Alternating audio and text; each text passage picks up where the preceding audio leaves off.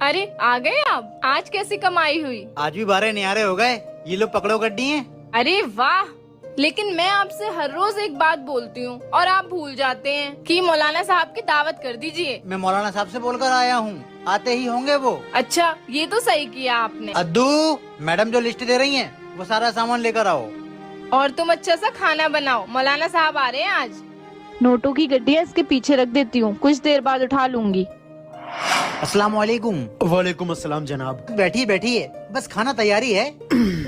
मौलाना साहब आ गए। कितनी देर लगेगी तुम लोगों को खाने में? जी मैम साहब, बन गया खाना, बस 2 मिनट में टेबल पर है। बिस्मिल्लाहिर्रहमानिर्रहीम। भाई माशा अल्लाह, खाना बहुत लजीज बनाया आपने। अच्छा, अब मैं चलता हूँ। चलिए मैं आपको छोड़ देता हूँ। याद आया, यहाँ मैंने नोटों की गड्डियाँ रखी थी। अरे हटाना भूल गई। हाँ?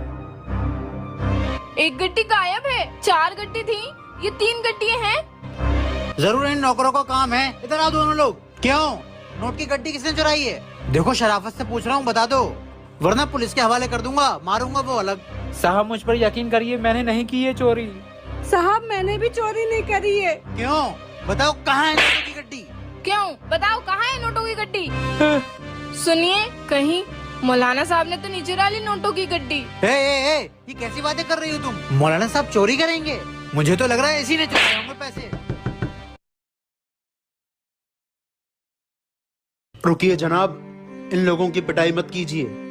आपकी नोट की गड्डी मैंने चुराई है। ये लीजिए।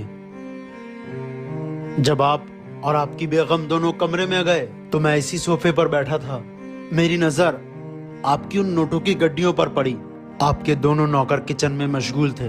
मैंने सोचा मुझे कोई देख नहीं रहा है, इसलिए मैंने नोटों की एक गड्डी उठा ली। मौलाना साहब आपने चोरी की?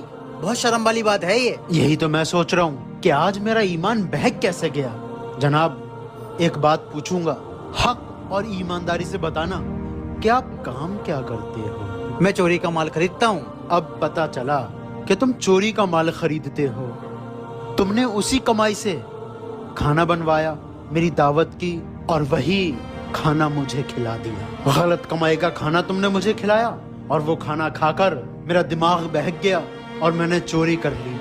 आज समझ आ गई कि बड़े बुजुर्ग इसीलिए कहते थे कि जो सूद खाता हो, चोरी करता हो, चोरी का माल खरीदता हो, उनके घर कुछ नहीं खाना चाहिए, क्योंकि उनके घर का कुछ भी खाने से ईमान कमजोर पड़ जाता है।